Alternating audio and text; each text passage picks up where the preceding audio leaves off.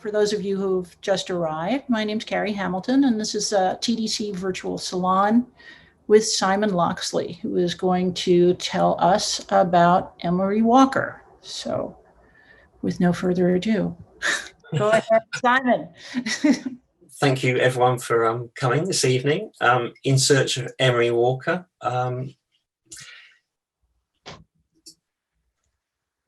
There's his house. Emery Walker's former home at number 7 Hammersmith Terrace in West London lies on the north shore of the River Thames and a short distance to the west of Hammersmith Bridge.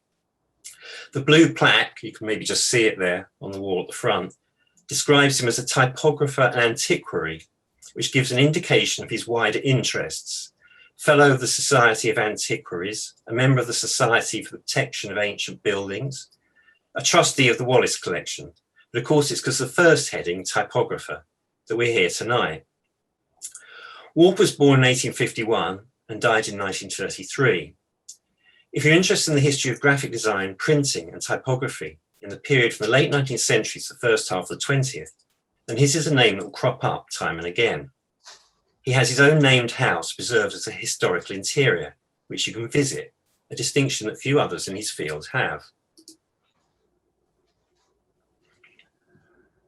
But despite this, to me, Walker seemed a somewhat shadowy figure, largely reflected through the work of others. Walking around the house, you can see his furniture, his pictures, his mementos and favourite things. On an art workers' guild trip to Venice in 1891, his great friend George Bernard Shaw lamented Walker paying 3.5 francs for a pseudo-antique, a, quote, 3-spouted brass thing supposed to be a lamp, which would stink him out of Hammersmith Terrace if he tried to use it. Maybe it did, but it survived. But Walker himself I found a very elusive entity. I felt I had no real sense of the man, what kind of person he was, why he did what he did, and what he thought about things. Another friend and sometime partner, Sidney Cockerell, later director of the Fitzwilliam Museum in Cambridge, said there was nothing remarkable about him personally, although he was supposed to have maintained his energy levels during intensive sessions of committee sitting after working hours by snacking on onions. But this seems an isolated eccentricity. The architect and designer Philip Webb described him as the universal Samaritan and likened his professional advice and assistance to a public utility, water, laid on, but in Walker's case, and maybe not always to his satisfaction, free of charge. Cockerell also wrote that Walker was a man of distinguished but unassuming appearance, great gentleness of manner, and of unswerving rectitude of thought and deed. It would be difficult to exaggerate the respect in which he was held. Few who knew him would hesitate to declare he was the best-loved man of their acquaintance. The British Museum's Robert Proctor, for whose otter Greek type Walker became a co-trustee following Proctor's disappearance in 1903, called Walker the most lovable of men. Yet in the most bitter dispute in typographic history, that with his former partner in the Dove's press, Thomas Cobden Sanderson, over the control and ownership of the Dove's type, following Cobden Sanderson's illegal dumping of the type into the Thames from Hammersmith Bridge, Walker relentlessly sought redress, pursuing Cobden Sanderson's widow immediately after her husband's death. It seems out of character in the light of what everyone else has said about him, but was it? His various company letterheads listed their activities as process engraver, photogravure, halftone, line and typographic etching, photographer of works of art, map constructor and engraver, copperplate printer and collotype printer. This was his day-to-day work, but his posthumous reputation rides on his roles in and contributions to the development of what came to be regarded as the great triumvirate of English private presses, the Kelmscott Press, the Dove's Press and the Ashendene Press. And there was still more, if that wasn't enough. Indeed, while working on my book about Walker, he seemed to connect to so many rabbit holes of research that I began slightly to despair and to realise why no one had undertaken such an enterprise before. However, I stuck to it, and while acutely conscious of areas I didn't touch on or couldn't touch on deeply enough, I took the approach of having a central spine of correspondence which runs from 1878 until the eve of the Second World War, which gives, I hope, a good narrative arc with information about some of his key correspondence. And he knew or had contact with a wide number of people across the arts, the graphic and reprographic professions, and politics, and sections on some of the key aspects of his life and career, in an attempt to build a picture of not just Emery Walker, but the world in which he lived. Walker was born and grew up in London.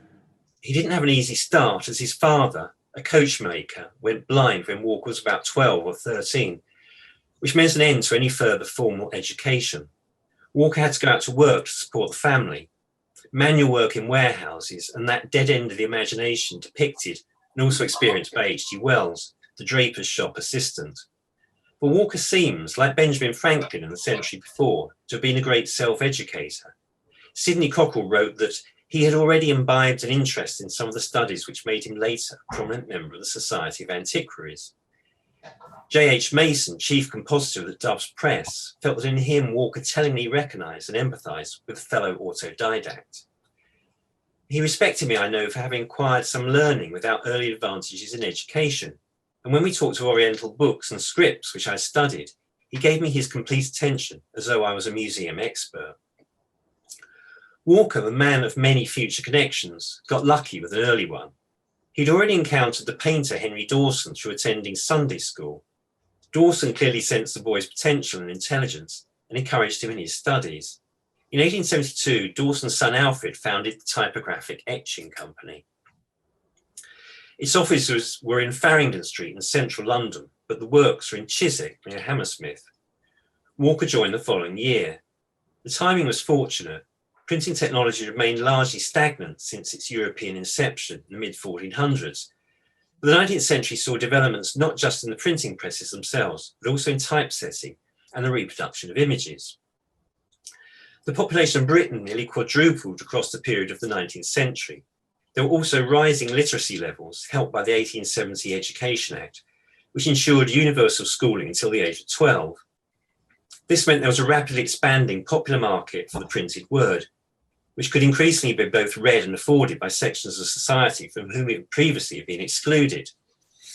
Repeals of taxes on advertising and paper meant that financing and printing newspapers and magazines became more cost-effective, with a growing potential readership to attract.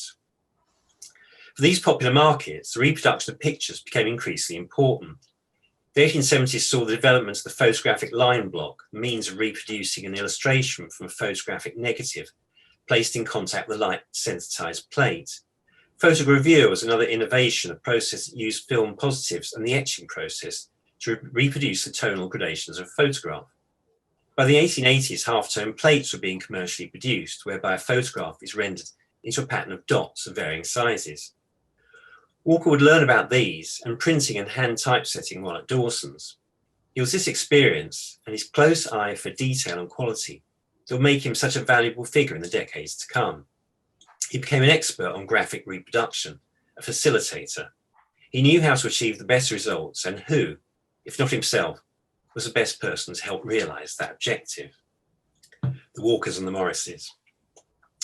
William Morris, letters to Emery Walker, 2nd of February, 1892. My dear Walker, I believe we're all coming back on Friday about tea time, so I suppose I shall see you in the evening. Undated 1893. Dear W, you didn't come last night. I should be glad if you could look in this afternoon. August 1895. I'm going down to Kelmscott today and shall come up on Friday afternoon and stay a day or two. So if you're in town, I should be pleased to see you to dinner on Friday 7:30, Saturday 7:30 or Sunday 1:30, any or all of them. If Emery Walker had never met William Morris, he may have remained an efficient craftsman and businessman in the reprographic and printing businesses, but unknown to posterity. It could be argued that with Walker's skills, knowledge and temperament, the pivotal element in his life was moving to Hammersmith Terrace. Even without Morris's presence, there'd have been sufficient creative talent in the Hammersmith Riverside area and Chiswick for Walker to have made his mark by significant interventions in the careers of others. But his friendship, association with and support of Morris linked him to a colossal figure in the creative landscape of the late 19th century Britain. Walker thereby built a reputation that would have taken far longer to achieve by other means. William Morris and his family moved to Kelmscott House, Upper Mall, Hammersmith, then known as The Retreat, in October 1878. The Walkers moved to number 3 Hammersmith Terrace at the end of 1879. Walker had been a Hammersmith resident since he was a child. The exact date of his and Morris's first meeting is not known. Sidney Cockrell said it was 1883, May Morris said it was the following year. Walker himself seems to have given equal credence to both dates. According to May, Walker was already a familiar figure, passing Kelmscott House on his way to work, or out walking with his then very young daughter Dorothy, known as Dolly. They dubbed him the Brown Velveteen Artist. The velvet coat was an artistic sartorial marker in the rigidly codified world of Victorian and Edwardian apparel. May, in her introduction to her father's collected works, tells of an occasion when, before they'd formally met him, the two Morrises, en route to the West End, were joined in the train carriage by Walker, who sat down next to them and immersed himself in a copy of Morris's The Earthly Paradise, much to the author's flattered amusement. May pinpoints their meeting proper as having been at a socialist meeting at the Monarch Coffee House in Bethnal Green. They fell into conversation once Morris found that Walker lived nearby, invited him to call at Kelmscott House, a gesture that would be repeated many times in the decade to come. Walker's given reason for his later decision not to become part in the Kelmscott press, having some sense of proportion. It's been interpreted as either a financial consideration or a social one, or a combination of the two. If financial, we see Walker performing similar evasive action later with the Doves press, albeit possibly for genuine reasons. But the social aspect probably shouldn't be discounted. Although today a property in Hammersmith Terrace would be both extremely costly and highly desirable, and although at the time both men were renting their respective homes, the difference between the Terrace and Kelmscott House as properties is obvious. Morris was a wealthy, Oxford-educated man from a family of considerable means and social status. Walker's roots were artisan, he was through circumstance and also didact. Sidney Cockerell compared the two. Though Morris was a more forceful character, each could tell the other much he did not know, and they saw eye to eye on all important topics. Morris did not think the day complete without a sight of him. In Morris's correspondence with Walker, it's possible to detect a certain master-servant tone, Morris issuing instructions and orders, whether for work or relaxation and dining. He was a man used to giving orders and employing people, and the tones perhaps unavoidably spills over into his dealings with Walker. Even the phrase brown velveteen artist may have carried a judgment of means. Velveteen is imitation of velvet.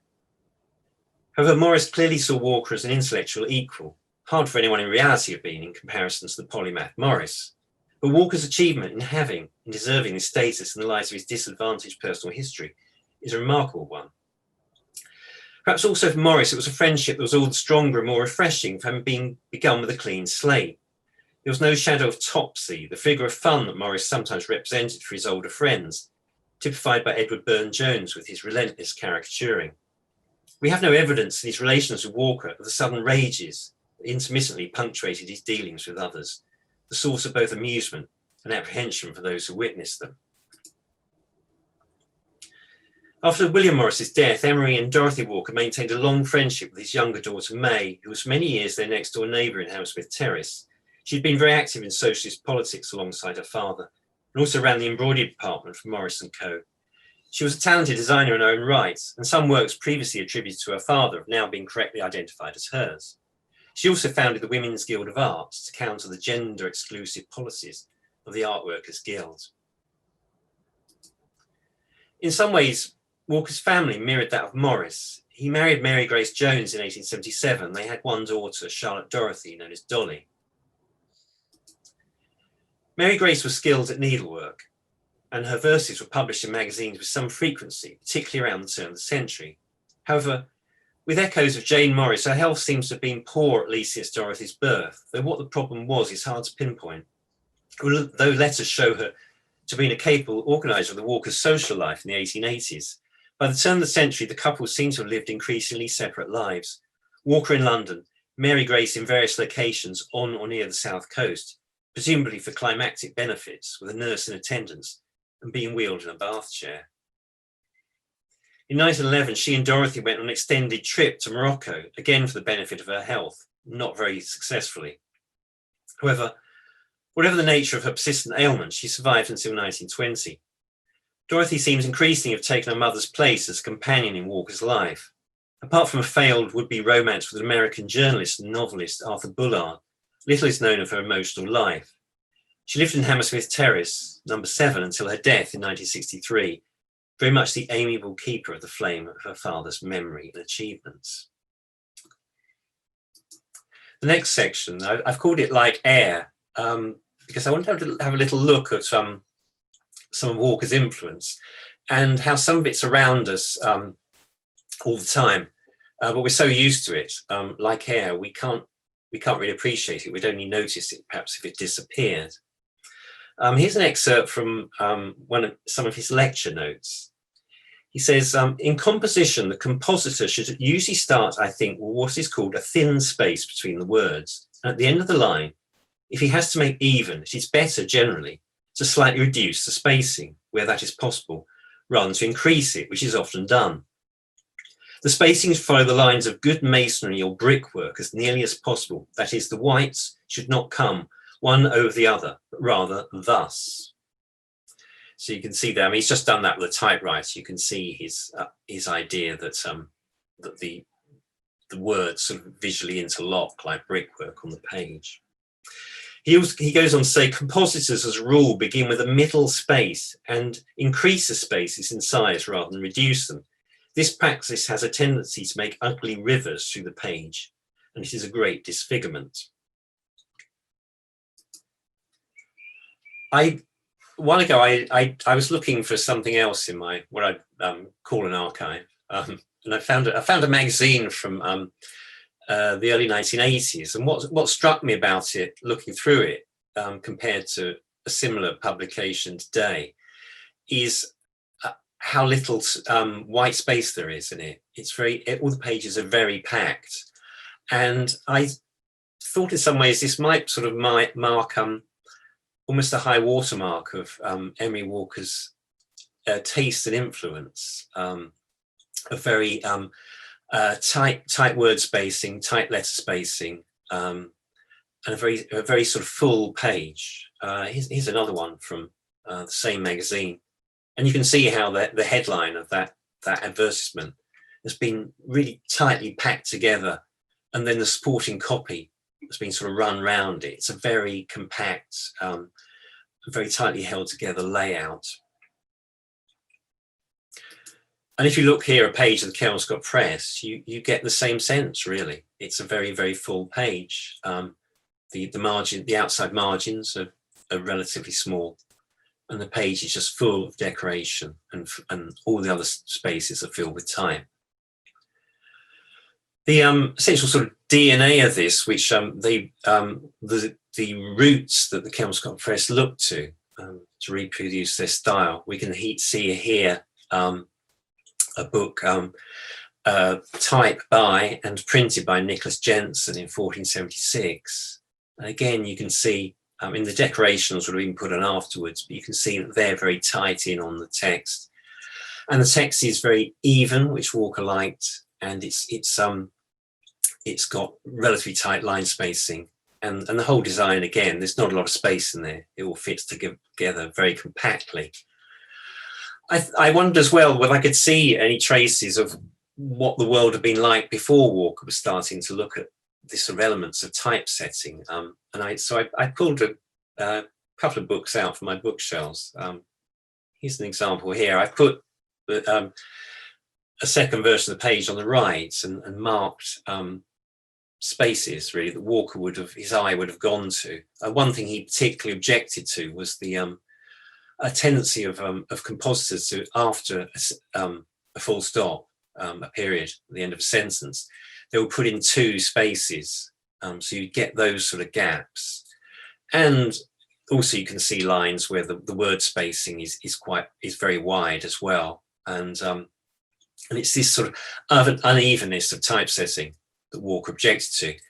I gave a version of this talk at St. Bride's in London last year, and somebody did make the point to me that compositors were paid by the line, so it wasn't in their interest to tightly set their copy. It was more in their financial interest to spread it out and make more lines. But it was this that Walker was, one of the things that Walker was pinpointing. You can see it again here. If you look at the page on the left, you can just see those gaps in there, particularly caused by those double spaces after the after end of sentences. And here as well, this one. I mean, they've given themselves quite a narrow measure in relation to type size. But still, you can see around about the middle, there's 3 lines where it says leaves whispered, and then tires, the strong, and overhead had. You can see a bit of a river starting to emerge there. And again, you've got those double spaces after the end of every sentence. So it was this sort of detail that Walker really sort of homed in on. And we see here a quote from Bernard Newdigate of the Shakespeare Head Press, who said, "Others besides myself would gladly and gratefully own that nearly everything that's worth anything in their own practice as printers comes directly or indirectly from his counsel and example." Well, that's quite an endorsement, but what does he mean by that? Well, again, if you look here, there's a title page, the Shakespeare Head Press on the left, and you can see the lines at the bottom. It's very tight word spacing. Some people thought his word spacing was too tight, but you can see, I think, there a Walker influence. And then if you look at the text page on the right, obviously the line at the top to Sir Watkins Phillips, the word spacing is very wide. But if you look at the text below it from I yesterday, beyond, it's visually very even. You know, you can't, those spaces we saw in the previous pages aren't there. And for Bernard Newdigate, you know, that was the Walker influence. That was what his tribute was. Probably another, you know, example of almost that idea being carried to its logical conclusion. You can see from like the 1960s really through to the 80s, particularly typified with the work of the New York designer Herb Lubalin, who took advantage of the change in technology from metal setting to photo setting, whereby you could space your letters as tightly as you want and your lines as tightly as you want as well, because those your letters weren't sitting on a body of metal type anymore that would restrict the sort of tightness he wanted. And the layout on the right, you can see, again, a bit like those ads we looked at earlier, how tightly fitted together all these blocks of type are. And it's very much there's sort of a Kelmscott feel there, I think. Again, sort of more examples there. And Herb Lubalin's influence was so big that it spread throughout America and probably Western Europe and definitely to Britain. And you can see in those advertisement pages that we saw earlier, very much the logic of that influence is carried through, and probably persisted really till the onset of digital typesetting and layout, I'd say in the sort of mid to late 1980s. How Walker made a difference too, the Kelmscott Press, but for Walker, no Kelmscott Press. The Arts and Crafts Exhibition Society had been founded in 1887, and in the following year held its first exhibition. William Morris lectured on weaving, Thomas Cobden Sanderson on bookbinding, and Emery Walker, at the latter's suggestion, gave a talk on letterpress printing, accompanied by illuminated slides showing photographic enlargements of Renaissance book types. It proved a pivotal moment, one of the golden evenings which typographic history is lightly but significantly decorated. Despite Walker's nervous and fumbling delivery of his lecture, Morris wrote later he should have armed himself with notes. It was nevertheless enough to communicate his message and more. One attendee, reporting the event for the Pall Mall Gazette, was Oscar Wilde. For him, Walker had the keen artistic instinct that comes out of actually working in the art of which he spoke. And according to his review, when a slide was shown of a page by the Italian Renaissance scribe and printer Ludovico degli Arrighi, the audience burst into applause. The first effect of Walker's lecture was immediate. According to typographic legend, Morris was so inspired that on the way home he finally resolved to act on an idea that had been in the back of his mind for some years and found his own press. Morris offered Walker a partnership in what would become the Kelmscott Press. Walker excused himself on the grounds of lack of funds to inject into the operation, but Morris's assertion that "I shall want to do everything my own way" may also have been a factor in the decision. But Walker became a partner in all but name. His expertise, advice, and aesthetic judgment were daily touchstones for Morris, and crucial in making the dream of the press into a reality. If Walker didn't know how to do something, he knew people who did. It was this capacity as an enabler and a fixer as well as his aesthetic sensibilities, that made his consultancy services so sought after throughout his life. It's easy to form the impression that Walker might just as well have been a partner, given the amount of supervision he was asked to do by Morris.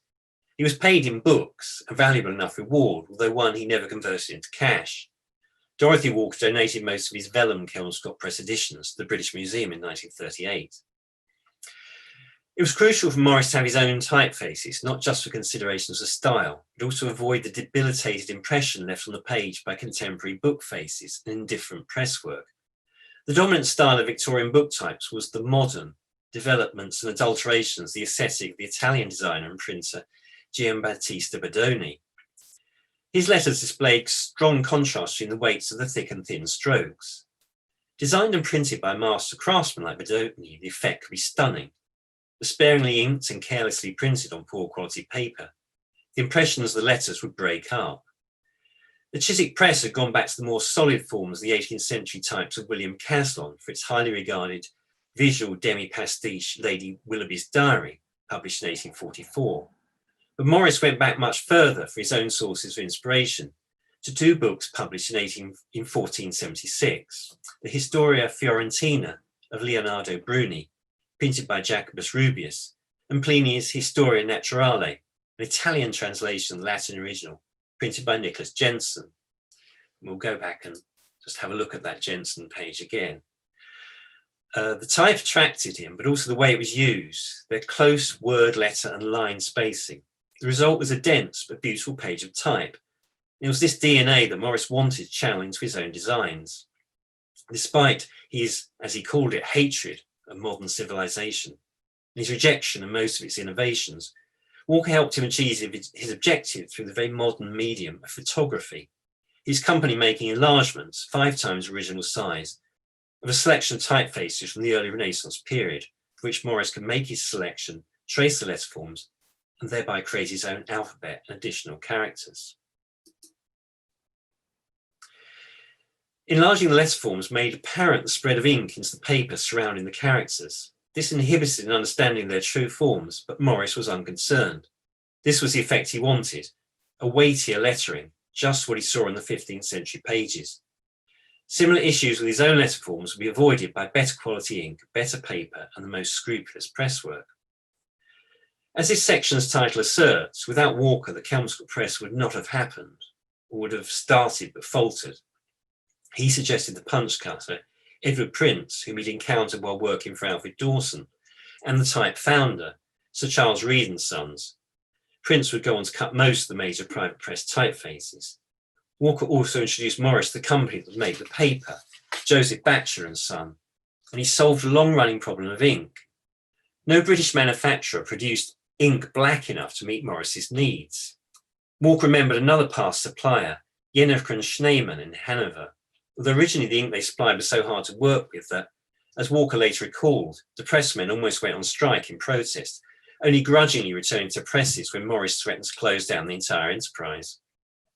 It was also Walker who persuaded Morris to make life a little easier for himself with another modernism, having electrotypes made of his wood-engraved ornamental letters, reassuring him that the printed result was virtually indistinguishable. And there is a classic Kelmscott Press page from News from Nowhere. What we can say about some of the innovations of the Kelmscott Press as well is these are books that were designed by a designer, William Morris, already with Morris & Co., his company, making products for interior design. So Morris was already designing tapestries, wallpapers. So in a way you get echoes of those patterns here on the pages. It's very much a designer's eye putting the books together. We have the discussed use of space or lack of it, and sense of balance to designs. And also an example like this, Morris has been credited with inventing the double page spread, that he believed that the pages had to be seen as pairs, not as single pages. And in this, you can say he preempted a lot of exciting magazine design in the century to come. It's also useful as well because some Morris's books, they divided opinion. even at the time. But it's worth looking at what was around in that period. And here's an example, which is, I mean, often these books, often they're technologically, they're brilliant, they're beautifully printed, but design-wise, there's no sense of a sort of overriding aesthetic or grids or any sort of really control. It's almost like everything has been thrown onto the page to make a very sort of unstructured design. Similarly here, this little advertising card, you can see there's just a mass of different typefaces put in there. If there'd been no Kelmscott Press, well, so what? The contemporary British writer and commentator John Southard, for one, was a critic of the style. He questioned the benefit of Morris's medievalism. And this he was arguably right, with at least a touch paper of both inspiration and plagiarism, an enthusiasm of style both in Europe and the United States that lasted until at least the outbreak of the First World War. But the design was less important for what it was as to what it signified. The books were portable evangelists for Morris's whole philosophy. Even if you didn't like the actual visual style, it was hard to remain unmoved by what they represented, their assertion of the importance of the craftsman in every aspect of life, refusal to accept the substandard simply because that was what society wanted to offer you, and the possibility of taking control of your output and, by extension, your life. His influence and ideas would spread to the United States and to Europe, and crucially the Bauhaus in Germany in the period after the First World War. Germany had had an education structure in place that linked design to industry and production, whereas Morris largely set his face against machinery and thereby struggled and failed to make his products affordable to a wide public. In Germany, there was a great desire to make good design available to all through mass production. The design ethos of the Bauhaus is around us in our homes and streets every day, but Morris's ideas, although not so readily traceable, are there too. And he was a big influence. You can even see a Morris design wallpaper, and so did the Bauhaus. And it's to Morris that we owe the idea of a design philosophy that you apply to every aspect of your life. The Kelmscott Press perpetuates the idea that even a small object like a book might be beautiful, might express more than just what the words were saying. To enjoy good houses and good books in self-respect and decent comfort seems to me, said Morris, to be the pleasurable end towards which all societies of human beings ought now to struggle. The bibliographical part of that couldn't have been contemplated without Walker. And we can see that through the creation of Kelmscott Press, its influence spread. Here on the left, we see one, very much some Morris's medievalism there, and Lucien Pizarro's Irani Press on the right, were based in Chiswick, not very far away from the Kelmscott Press. And it's a lighter, more colourful, slightly more playful version, at least in some of the books of the Kelmscott Press. But again, you can strongly see the influence there. Morris struggled to make all of his products cheap enough for everyone to buy. Because of his hand production, he just couldn't do it. But the ideas and the design did filter down. Here we see J.M. Dent's Every Man's Library, which was a successful attempt, even before Penguin paperbacks in the 1930s, to get cheaper editions of books into everyone, into much more people who could afford it. But we can see, again, with this title page, a very, very strong Kelmscott Press influence. And here, the Studio magazine, this is, well, just after the outbreak of the First World War in Europe, but we can still see very much a Kelmscott influence there. In fact, the woman looks very much like Jane Morris.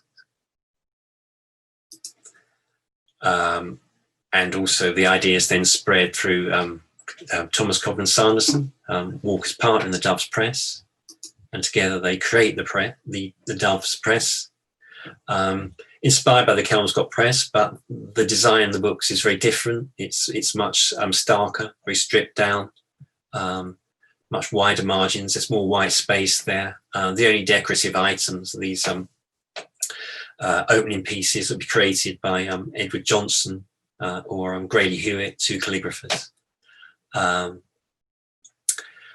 And yeah, you can see how the Doves Press books much more, whereas Morris's Kelmscott ones look backwards. These much more look forward to book design in the century to come, in the 20th century. Also as well, Charles St. John Hornby's Ashendene Press. For him, it was really a sort of probably a pleasurable hobby. He was a director in W.H. Smith's, a very successful stationers and newsagents, still around today in the UK.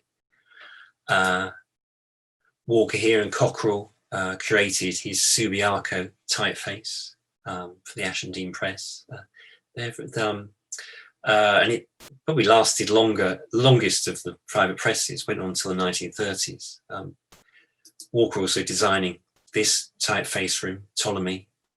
St. John Hornby's tastes seem rooted in the 1890s, but the books are they're very sweet. Some of the most seen, they're sort of, again, they're lighter, slightly more playful with illustrations as well.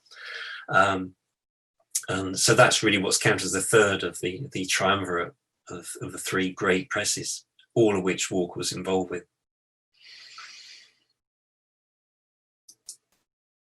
A fine thing, this book, The Making of the Odyssey of Homer. Emery Walker, Leicester, Bruce Rogers, 19th of February, 1915.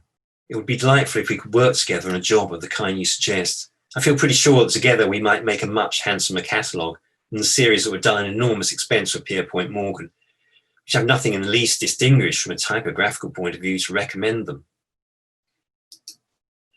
Bruce Rogers is regarded by many as the finest book designer of the first half of the 20th century. His Centaur typeface remains in the pantheon of classic faces. Rogers' encounter with Kelmscott Press Books in Indianapolis spurred a career redirection from illustration into book design, and moved to Boston in 1895 to work on Modern Art magazine. After its closure, he worked for the Riverside Press, which he persuaded to set up a special department for the production of fine, limited editions, the Riverside Press editions, whose books would help make Rogers' name as a designer. Later restructuring and cost-cutting by the company resulted in Rogers' departure in 1912. He'd originally met Emery Walker on his first trip to England in 1905, and now crossed the ocean again to renew their acquaintance with an aim, at this point unrealised, to work in Europe. You see here's a page of Rogers' wife Anne's 1912 travel diary. You can see it says Wallace, about halfway down, Wallace collection, and to Mr. Emery Walker's when spent. However, Rogers had to endure what he described as a growing sense of despondency and disappointment, during which he, however, works on Centaur, named after its first appearance in book form, a translation of Maurice de Guérin's The Centaur, and printed by Carl Purington Rollins's Montague Press in 1915. And then, despite the war in Europe, he seized upon an offer of work by Walker, making the crossing to Britain with Anne and his daughter Elizabeth in late 1916. And there's one of his letters to Rogers, which you can see has been opened by the censors, this being wartime Britain, and quite what they made of what they found inside, who knows. Rogers and Walker aimed to create something of a successor to the Dove's Press, substituting the eternally problematic Cobden Sanderson with a designer who held equally high standards in quality of printing, but who was able to produce a far wider variety of designs. In addition, the harmonious relationship between Rogers and Walker was in stark contrast to that which had fractured the Dove's Press. The factor that Rogers probably hadn't fully taken into account was the difficulty of working conditions 2.5 years in the course of the war. However, he was realistic about the prospects of the joint venture, which Walker had named the Mal Press. Both the Kelmscott and Dove's presses, Rogers reflected, had been privately funded. Without this element, he was dubious the Mal Press would ever produce more than the project in hand, which was of the Just Shaping Letters, which was a project he'd already started for the Grolier Club. One might be forgiven for forming the opinion that Rogers' experience as a press partner was in day-to-day practice no different from that of Cobden Sanderson's, who'd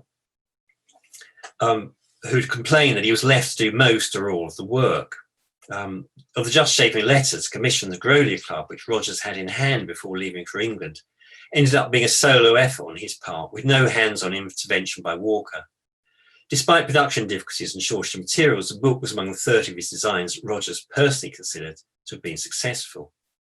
There's the two versions of it. He wasn't happy with the binding of some of the books, so he just covered them in a plain brown paper, which he called his war bindings.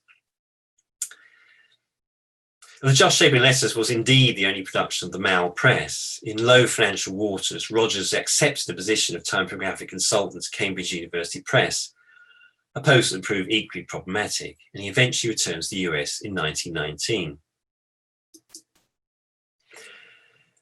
The idea for T.E. Lawrence, or T.E. Shaw, as he was now calling himself, Lawrence of Arabia, as he was known to the rest of the world, the idea of making a new translation of the Odyssey, of which there was already no shortage of English language versions, including one by William Morris, came, according to his own account, from Bruce Rogers. It was in 1927, while reading Lawrence's 7 Pillars of Wisdom for the first time, that it occurred to me its author was the very man to translate the Odyssey anew. Here at last was a man who could make Homer live again, a man of action who was also a scholar and who could write swift and graphic English. Although his celebrity came from his military exploits, Lawrence had gained a first-class honours degree in modern history from Oxford in 1910.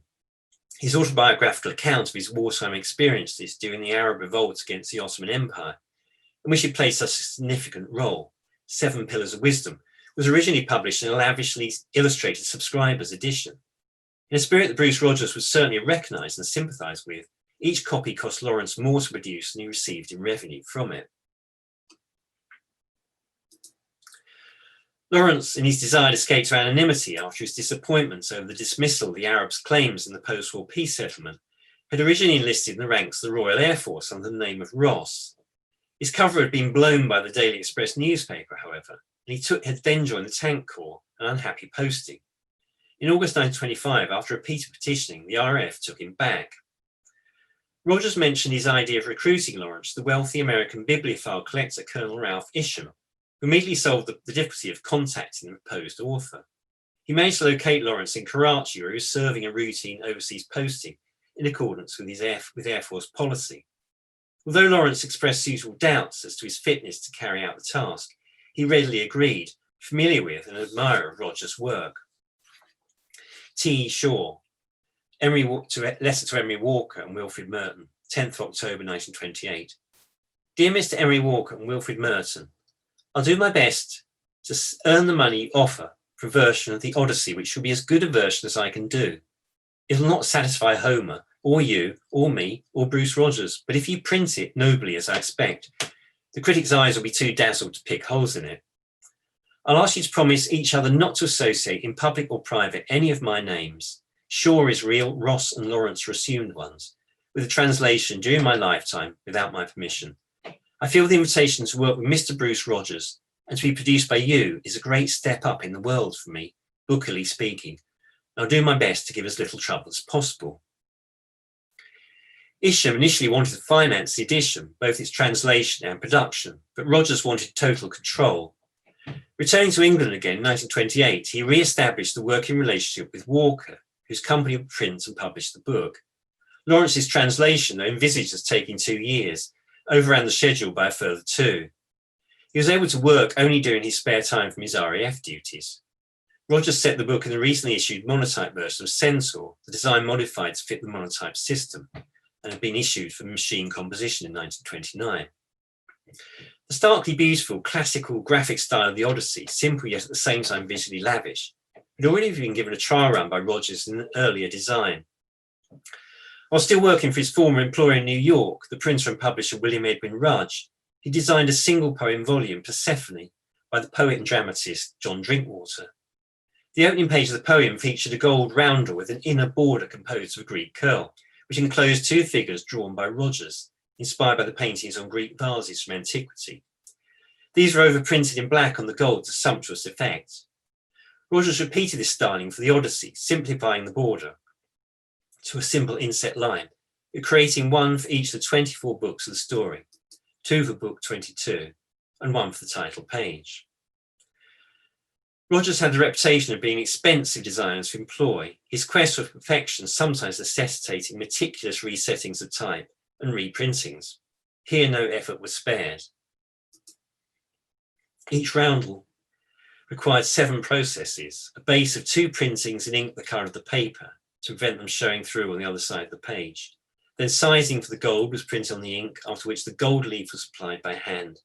This was then run through the press to fix the gold image firmly. Then the roundel was overprinted with a halftone of orange-red to dull the gold. And finally, the black graphic was printed on top. So that shows the care and lengths that Walker's and his company were prepared to go to print this book. So there were 7 processes just on each of the roundels. The Odyssey of Homer appeared at last in November 1932 in an edition of 530 copies, printed and published by Sir Emery Walker, Wilfrid Merson and Bruce Rogers. The cover was simple black leather with gold spine lettering, again an echo of Rogers' edition of Persephone. The book was a fitting conclusion to Walker's career and one of the pinnacles of Rogers. T. Shaw, Les Dorothy Walker, 25th July 1933. Dear Miss Walker, this morning I heard in a letter that Sir Emery has given up living, and I felt what a loss and hurt that'll be to you. For himself, no, for he was ripe and had done successfully all that had been in his mind. After such a career, it would be pleasant to stop.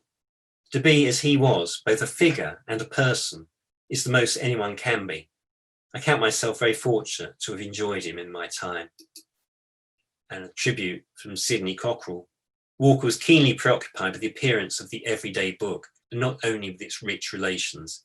It's scarcely too much to say his influence, direct or indirect, can be discerned in nearly every well-designed page of type that now appears, that to him more than to any other man this century's great improvement in ordinary book production has been due. And that's the end of the talk. Thank you for listening. That's wonderful. Thank you. Can you hear me? I can, yes. Okay, wonderful. We have a couple of questions here. The first being, sorry, Sure. How does photogravure work? They're almost like, and you probably get me on my weaker point here of these technical processes, but they're almost like little pitted indentations that sort of caught the ink on the metal plates. And I can remember it was still certainly being used in the 1970s and probably 80s in the UK at least. It was quite often used for high-end fashion magazines like maybe Vogue, because you could get much deeper, I think you could get much deeper blacks with it. You could just by ordinary litho. So that was one of the processes. But yeah, it was almost like a surface with, like, as it said, it used an etching process as well. And so it just sort of held more of the ink. So you could get much deeper tonal variations. I hope that's adequate enough. I think so, yeah. That's correct. Okay. Oh. Sorry, I'm here. No, that's Phew. Right. all right. And now I have another one. Can you talk a bit about how Morris and Walker referenced the Jensen type? Did either of them personally own a copy of a Jensen book? Yeah, I think certainly Morris had the books. I mean, he spent a massive amount of money even in the 1890s. I mean, Morris was socialist, and he was deeply concerned with the plight of ordinary working people, and he devoted a lot of his time and money to the socialist cause. But he was a complex individual, and he had money himself. And he spent a lot on books like that in the 1880s and 1890s. And you kind of think, oh, maybe back then, you could get them fairly cheap, but they weren't. He was spending sometimes sort of £700-800 a book, could, I think in modern equivalent, it could be something like 100 times that. It could be you could be looking at £60,000-70,000. Into dollars, you might be looking at like 100,000, something like that. So he was spending big money. If you think you could get a governess, a servant to look after your children for probably about £40 a year. And Morris was spending 750 on a book. I mean, sometimes in his letters it was like don't tell the wife. It's about the latest acquisition and what I've spent. So, but yeah, I think Walker did acquire some later. I think Morris might have. I think he might have inherited some when Morris died in 1896. But I think the original ones and the ones from which he made the slides for the original talk that inspired Morris. I think they were taken largely from Morris's books. Is that an answer to the question? Okay. Yes. I had a question. So other than Bruce Rogers, Yes. who else from America was corresponding with Walker, and do you have any information on that? I mean, he never visited. He travelled to Europe and to North Africa as well, but I think I'm safe in saying he never visited the US himself. May Morris did, and his daughter Dorothy did as well. And he certainly gave Dorothy both the address of Rogers' contacts and also Updike in Boston. He said, visit the Marymount Press and give my regards. But I think Walker's company, I think they did. I think I'm right in saying they did a bit of work for Marymount Press. It could have been a reproduction of images. I mean, that's what they, that was their forte. Really, it was often if you had an image as a frontispiece, sometimes you can find books where you can see it's being done by Walker's company, whatever that company was called at that point, whether it's Walker and Cockerell or Walker and Co. And that was really their speciality. And some of them, I think you look at them now, and the reproduction quality, they're just in a single colour, but the sort of depth of tones. So the best of them are really, really good. And I think, without being an expert in Marymount Press, I think it was probably that he was doing for Updike. I believe Frederic Warde wrote to him as well. I'm sure there's a mention in one of Frederic Warde's letters of having written to Emery Walker, maybe in the early 1920s. Whether he got a reply, I don't know. I've never come across a letter from Walker to him. But yeah, those would have been some points of contact. Okay. All right. Another question. We've got another one. When Robert Greene was working on the revival of the Dove's Press typeface, he mentioned that he had planned to donate the type he found in the river to the Emery Walker Trust. Did he indeed do that? And has there been any more metal type found in the river since then? Good question.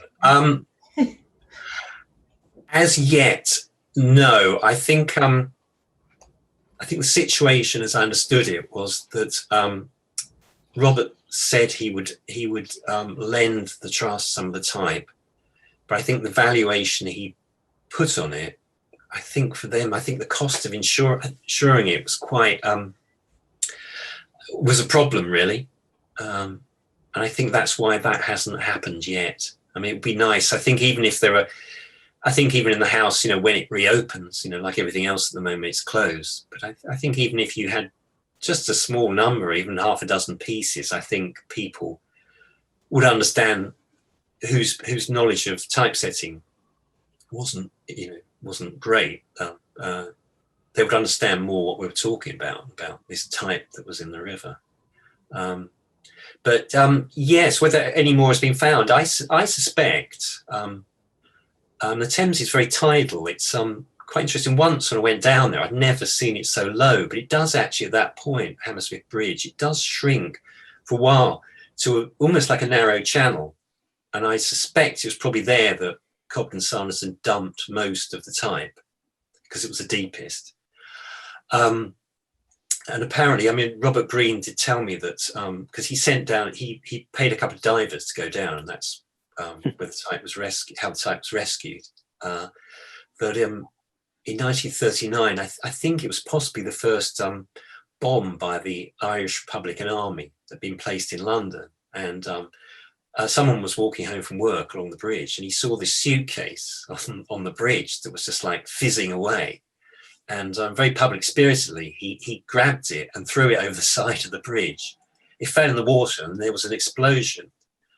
So it was a bomb, and they were concerned that the support for the bridge might have been weakened by this.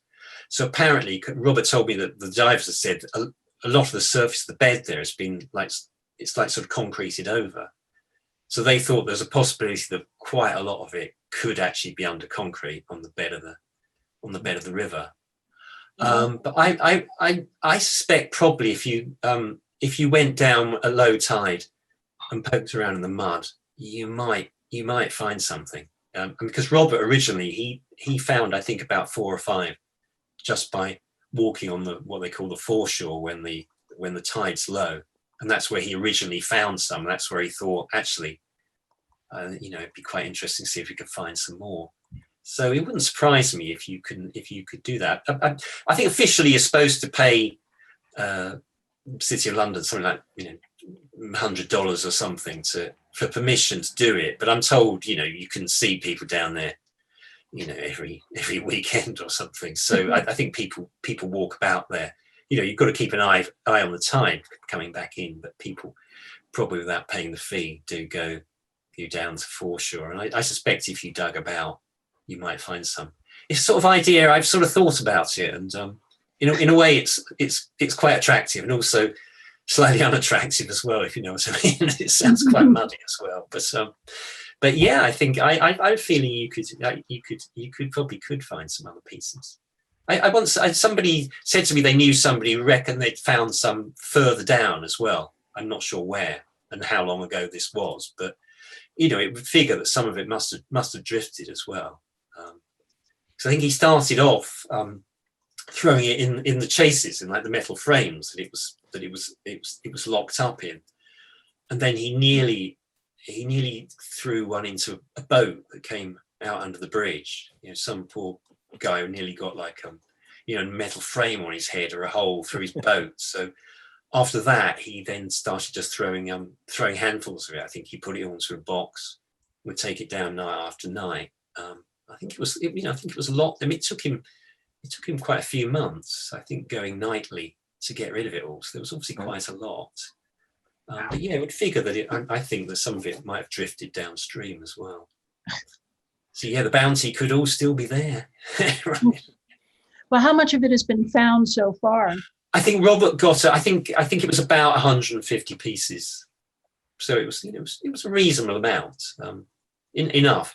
There was some others that survived. There was a little, there was a small amount that, until Robert found his, was the only surviving amount, and it was what Emery Walker, they typeset 2 lines of his Mary Grace.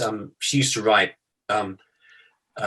poetry, whether you'd call her more of a versifier than a poet, I don't know, but she there were these 2 lines that she'd written. It was like a Christmas greeting, and there's a couple of samples of it. They're both now in the V&A archive. You can go and look at them. Walker's written on it. This is the first use of the type. There'd been trial settings, but I think he counted it as the first use where they'd actually set a piece of copy that they wanted set in it, and it's just 2 lines. And I think that piece of type that just set those 2 lines did survive. I think it's in what's now called the Wilson Gallery and Museum in Cheltenham in England. I think I'm right in saying they've got it. But I can remember I did come across a letter where the somebody who wrote a short biography of Walker, which was done as a sort of surprise for Dorothy when they unveiled the blue plaque in 1959. He later was quite annoyed because Dorothy had shown the type historian John Dreyfus this type, which was apparently just in a drawer in the house. And Briggs, who'd written the memoir, he was controlling his annoyance in the letter, but he was clearly very irritated. Dorothy seemed to have forgotten that it was there and hadn't shown it, and then had remembered it was there when John Dreyfus came around. And John Dreyfus got to have a good look at it. So he was rather irritated. But I think I'm right in saying that's down in Cheltenham now. But for a long time, that was the only survivor. Wow. All right. Well, thank you very much, Simon. It was a terrific talk, and I guess we'll be seeing everybody later. Thank you so much for coming and speaking with us. This recording will be available, and we'll post the availability on our website. Fantastic. Great. Thank you. Take care, everyone. Good to see you. Bye-bye, everyone. Bye-bye. Thank you. Bye.